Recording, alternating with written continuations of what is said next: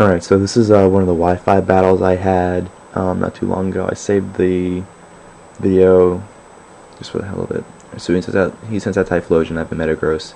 I have to switch out because it's either using a ground or fire move, and I know that Swampert can deal with both of those. So Swampert takes the hit pretty well. That's what he's there for. I wasn't able to set up my Stealth Rocks with Metagross, but I guess looking at it now, I really didn't need it too well. So he switches out and he brings out Gengar, and Gengar's gonna be quite an annoying person to deal with, or Pokemon to deal with in this match. It doesn't actually take anyone out. I don't think he takes out any of my guys actually. Send out Mismagius. Mismagius is my Paris Trapper, which is when I lock you in with Mean Look so you can't switch out, and then I use Paris Song, and I just stall basically. But it wasn't a good move to take out on a Ghost type because Mismagius doesn't have any fighting moves. It's basically made for Paris trapping, and with that stab Shadow Ball, it almost took Mismagius out. So it was an unsuccessful Paris trap. I get her out of there, although I do lock it in, not really important. So Clefable takes the Shadow Ball hit without any damage because it's immune to it.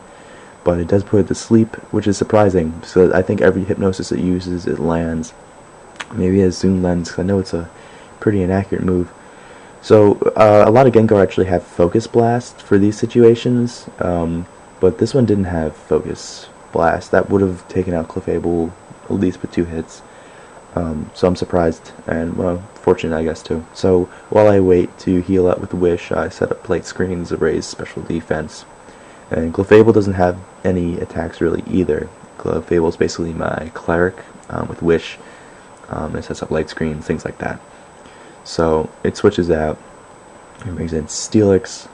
I don't know what he's trying to do here. I assume he's going to use a ground move, because the ground move is good base power, so I'm sending Mismagius, which would be immune. And I also wanted to heal her up. So I was lucky that Iron Tail didn't land. And she gets healed up again, and I basically know this isn't a good time for her, so I switch her out again, and I bring out Swampert. And I know Swampert can 2-hit KO Steelix with Earthquake. And it's a good thing I switched that because Crunch probably would have done a decent amount towards Mismagius being its weakness.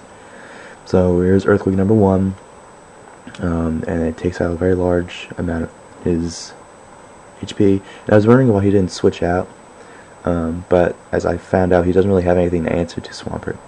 Swampert's Kryptonite is grass moves, so at least teaching someone a grass move like Grass Knot, for example, is normally what takes out my Swampert, but I have Protect if I can predict it, and if not, it's too bad. I lose a bulky water type, but Swampert, pulls its weight definitely on this team that I have. Steelix goes down, Leftovers brings its HP back up, and in comes Gengar again. I switch into Metagross. Yeah, so at this point I just wanted to hit it with a Zen Headbutt for a 1-hit KO, but it puts it to sleep, which is very fortunate that land keeps moving, keeps working rather. So Psychic. I think he's trying to figure out what is super effective towards Metagross, because throughout this match he uses things that aren't very effective. But he figures out that Shadow Ball does more than Psychic, and I guess his plan is to keep whittling down the HP until Metagross eventually reaches 0 while he's asleep. But eventually I'm just going to bring back in Clefable because it's going to be immune. Yeah, I wait till he gets comfortable and wait till his HP hits pretty low. So the opponent is comfortable with using Shadow Ball. I bring in Clefable, and it does no damage to her. I'm sure he hates Clefable as much as I hate his Gengar. So he goes with Dark Pulse because he doesn't have Focus Blast to deal with this situation. Doesn't really do anything. Wish. And what I want to do is I really just want to use Metagross here. I know he can take 3 hits at least after he gets healed up, and he's going to be awake by then, and Zen Headbutt's gotta land. And that's eventually what happens. I think he hits one more Shadow Ball, and then I wake up, and then I hit it with Zen Headbutt. Yep, there it is. Zen Headbutt. Zen Headbutt misses once in a while, so I'm always iffy to use it.